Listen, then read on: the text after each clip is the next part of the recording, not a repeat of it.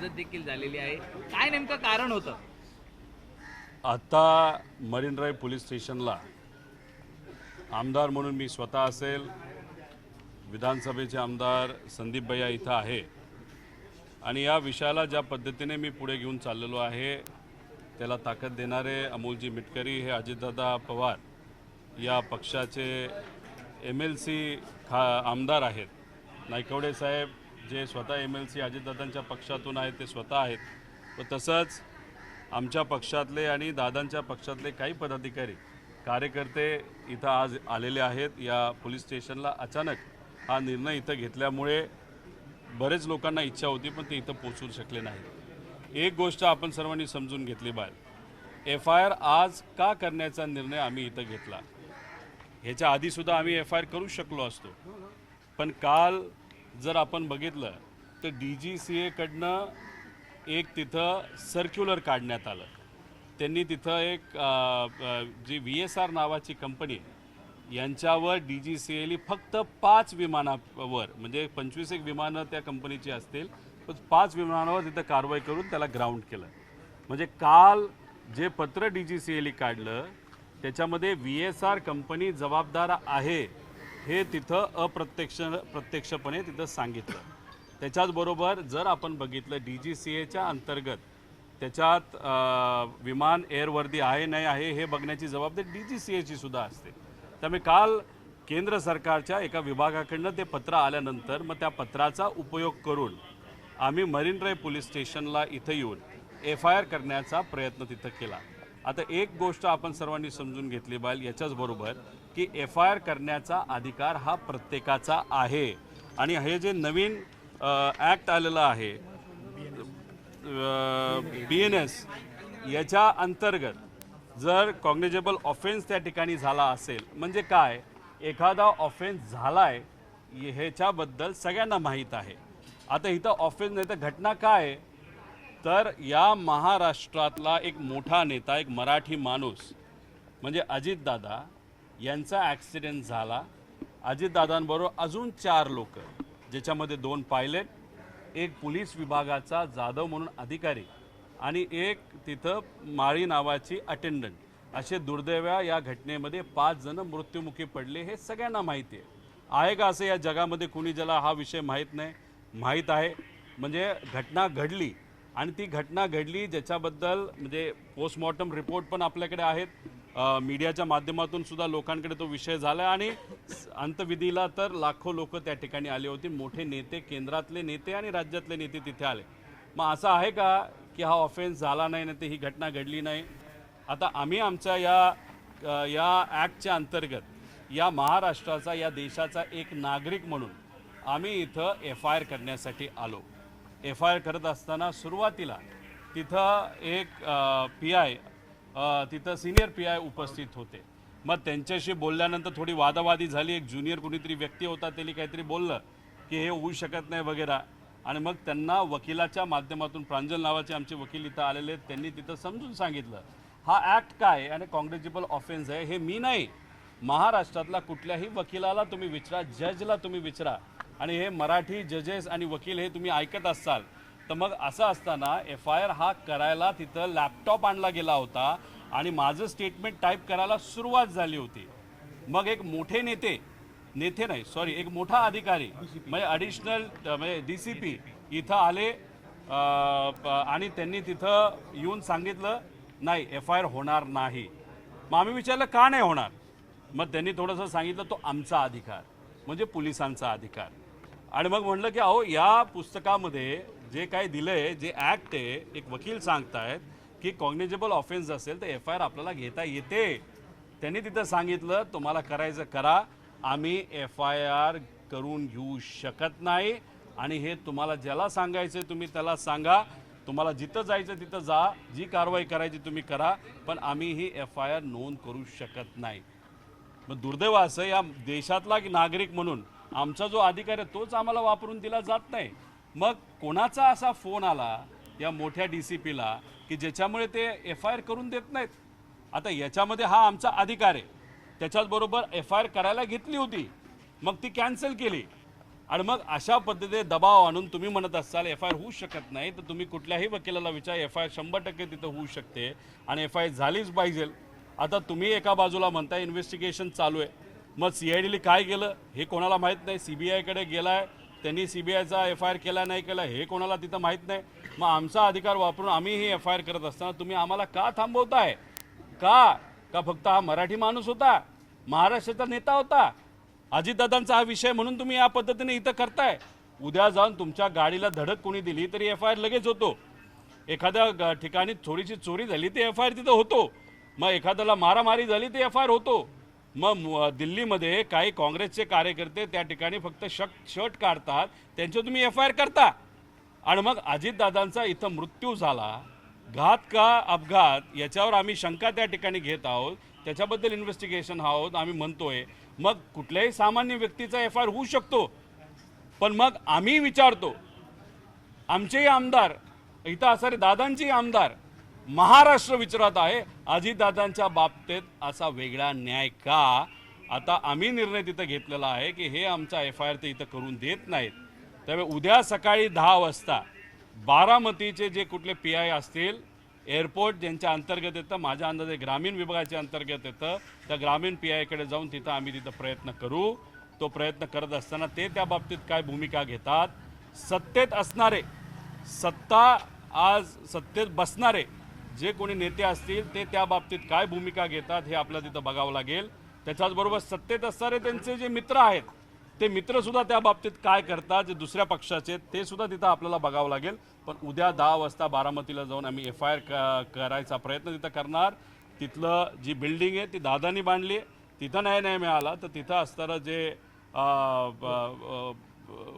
न्यायालय आहे त्या न्यायालयामध्ये जे दादांनी सुद्धा तिथं बांधलं तिथं सुद्धा आम्ही जाऊन न्याय मागण्याचा प्रयत्न करू. पण अक्षरशः म्हणजे वाईट वाटतंय आम्हाला, आणि वाईट याच्यासाठी एक चांगली गोष्ट आहे की हे त्यांचे जे आमदार आहेत दादांचे ते त्यांच्यासाठी लढतायत, आम्ही त्या ठिकाणी लढतोय, बाकी इतर लोक त्याच्यासाठी लढतायत. प्रश्न एवढाच आहे, महाराष्ट्रातली जनता तिथं लढतीये, प्रयत्न करतीये, सोशल मीडियापासून फार व्यक्तिगत आपल्या जीवनामध्ये जिथं कुठं संधी मिळेल ते व्यक्त होत आहेत. पण आज जे सत्तेत आहेत आणि जे विरोधात आहेत, ज्यांना त्यांना अधिकार आहेत, ते या बाबतीत का पुढे येत नाहीत असंही त्या ठिकाणी आम्हा सगळ्यांना वाटतं. त्यामुळे कृपा करून सगळ्यांना विनंती, या विषयामध्ये आपण सगळ्यांनीच तिथं लक्ष घालावं. आणि मग न्याय जर अजितदादांसारख्या या मोठ्या मराठी महाराष्ट्राच्या नेत्याला जे या सत्तेत असणाऱ्या पार्टीबरोबर मुख्यमंत्री त्या ठिकाणी होते, याच व्यक्तीला न्याय मिळत नसेल तर मग सामान्य लोकांनी काय करायचं असा प्रश्न तिथं निर्माण होतो. त्यामुळे या बजेटच्या सेशनला मी गेलं पाहिजे का असाही आता मला प्रश्न पडायला लागला आहे. एवढ्या मोठ्या नेत्यालाच नाही इथं मिळत नसेल तर अधिवेशनात जाऊन बोलून फार घासा कोरडा करून काय त्याच्यातून मिळणार हाही प्रश्न तिथं निर्माण होतोय.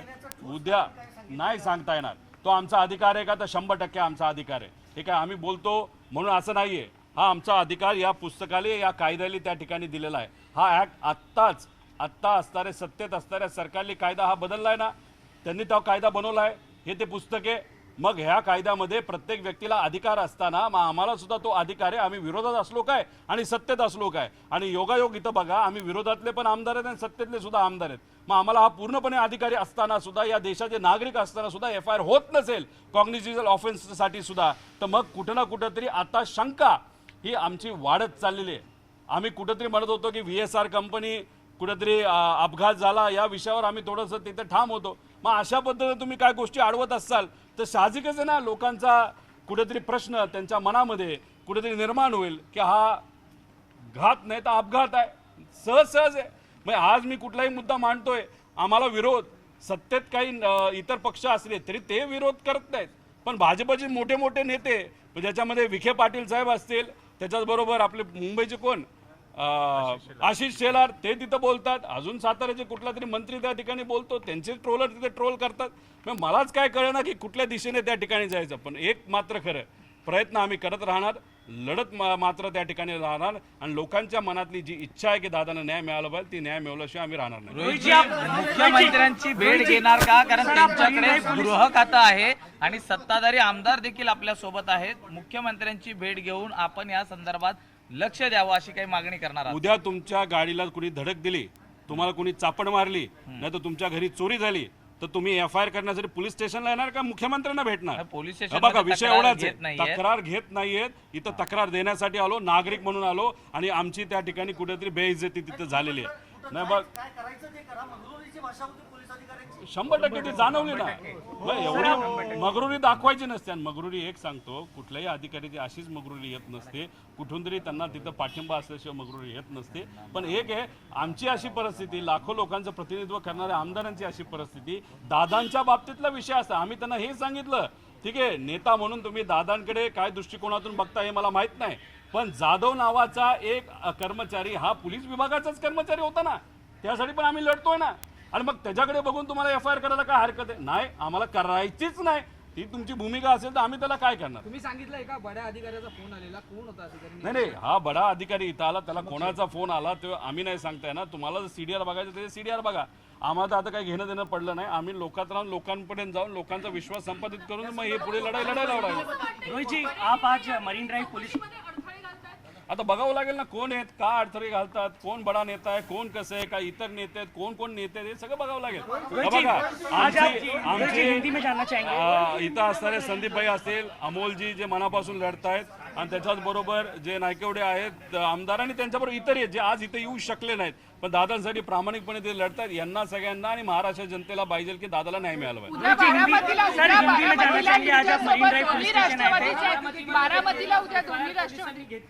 बारामतीमध्ये आम्ही ट्राय करू.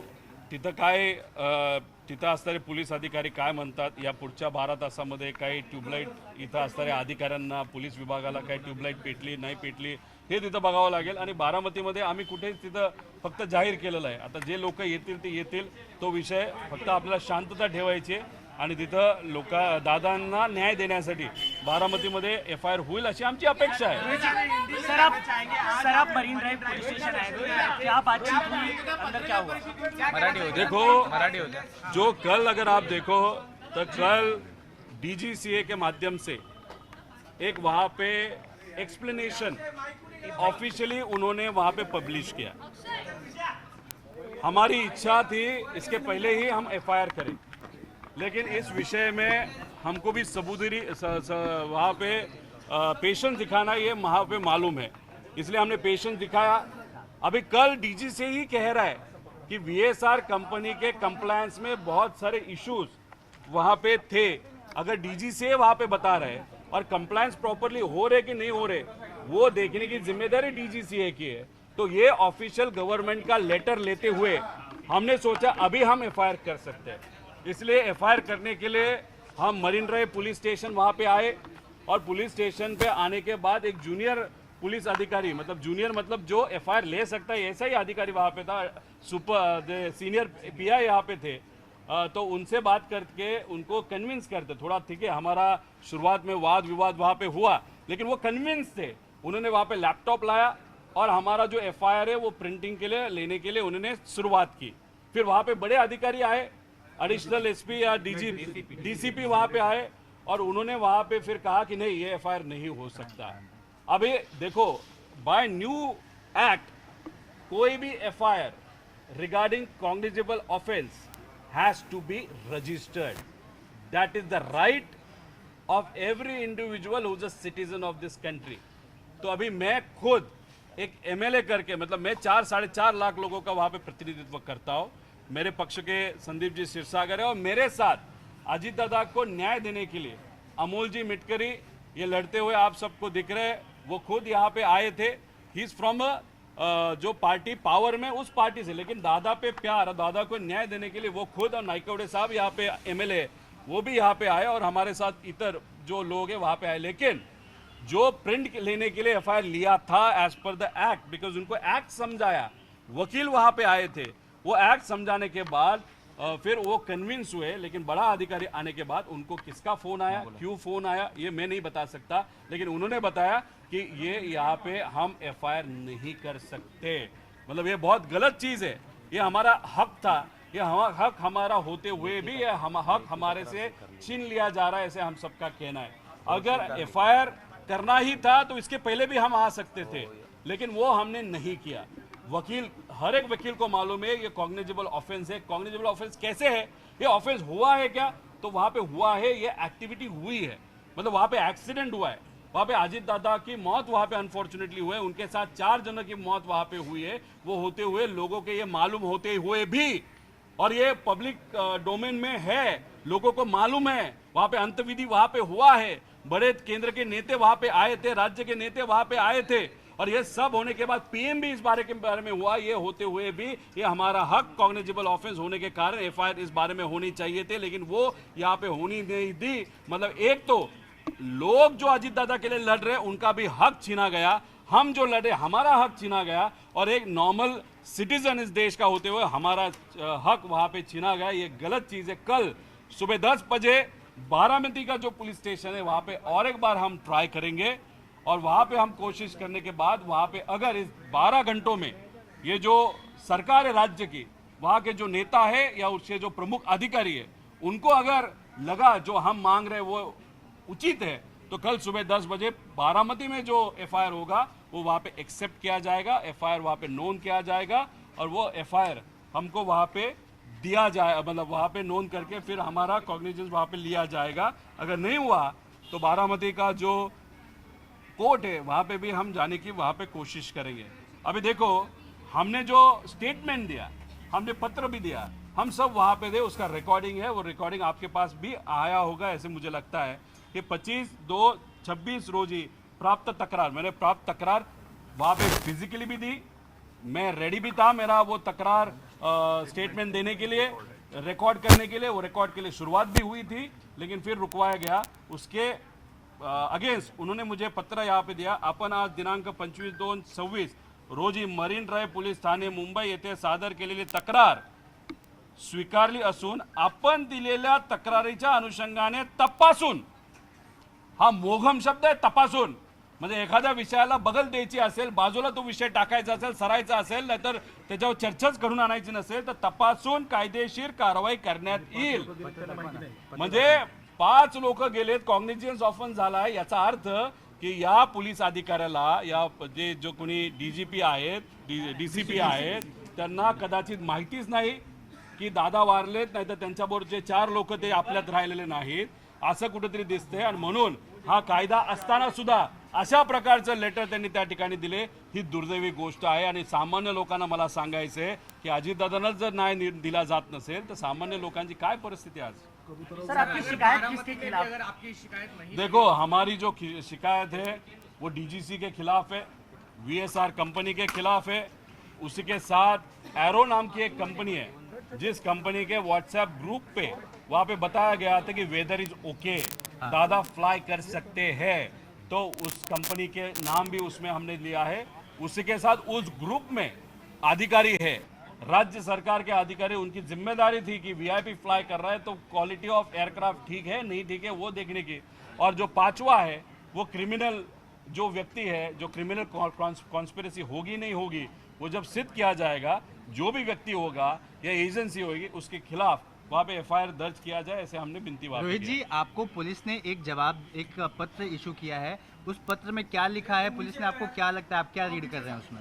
नहीं, ये मराठी में पत्र है, इसमें यही लिखा है कि आपने यहाँ पे तकरार दी, स्टेटमेंट दिया, आप यहाँ पे आए थे, हाँ। आपके साथ मतलब रेफरेंस नहीं दिया, लेकिन आप यहाँ पे आने के बाद आपने जो तकरार ली वो हमने ली है, और तकरार जो है हम सोचेंगे, उसका तपास करेंगे, मतलब इन्वेस्टिगेशन करेंगे, फिर एफआईआर करना है कि नहीं करेंगे हम सोचेंगे। मतलब जो हमारा अधिकार था as per this act for जो ऑफेंस है, तो उस ऑफेंस के बारे में हमारा जो अधिकार था वो अधिकार इस लेटर के माध्यम से, ये नागरिक का अधिकार, हमारा अधिकार हमारे से छीन लिया गया, ऐसे कहना पड़ेगा। सर, इस मामले में कार्रवाई नहीं हुई, मुख्यमंत्री से क्या, मुख्यमंत्री पे कोई कॉन्फिडेंस नहीं है? आपकी भी तो बातचीत हुई होगी, क्या देवेंद्र फडणवीस पूरी तरह से इस बात को नकार चुके हैं? आपसे कोई बातचीत मैं मुख्यमंत्री साहब को मिलूंगा उस दिन। अगर आप देखो तो जब वहाँ पे हम बात कर रहे थे, तब जो प्रस्ताव आया था शोक प्रस्ताव, उस पर बात करते करते मैं या बाकी जो भी एमएलएस थे वो बहुत भावुक हुए थे, हमारी मेंटल स्टेट नहीं थी वहाँ पे बात करने की, इसलिए बाद में जाके हम सीएम साहब को मिल नहीं पाए थे। लेकिन केंद्र सरकार, उनको हमने पत्र दिया है, उसी के साथ मोदी साहब को विनती की है, वो जो एविएशन मंत्री है उनको हमने पत्र दिया है, डीजीसी को वहाँ पे दिया है, और यहाँ पे मुख्यमंत्री साहब को भी हम वहाँ पे मिलेंगे, बात करेंगे। लेकिन विषय इतना ही है कि ये मुख्यमंत्री लेवल का विषय नहीं है एफआईआर ये पुलिस स्टेशन के लेवल का विषय होता है, और पुलिस स्टेशन में आने वाला हर एक नागरिक उसका वो अधिकार है। अभी नागरिक करके अगर यहाँ पे अधिकार नहीं, तो कल जाके कोई भी छोटा मोटा एक्सीडेंट हुआ, किसी ने गाड़ी ठोकी या किसी ने किसी को चमाड़ मारी, तो आगे जाके आप ये बोलोगे कि नहीं मुख्यमंत्री से परमिशन लेता। वैसे नहीं होता। हमारा कहना है कि ये इनका हमारा अधिकार था, और एफआईआर लेना वो उनका ये था, मैं जिम्मेदारी थी, वो उनकी जिम्मेदारी होते हुए भी वो ये पत्र हमको देते, तो ये बहुत गलत चीज़ है। ये बेसिक जो सेफ्टी एंड सिक्योरिटी जो लॉज है उसके खिलाफ भी है, ऐसे हम सबको लगता है। जो हे फायर घेत होता त्याच्या सैनी पत्र दिले म्हणजे कामाला लावला पीआय नाही तो पटराळे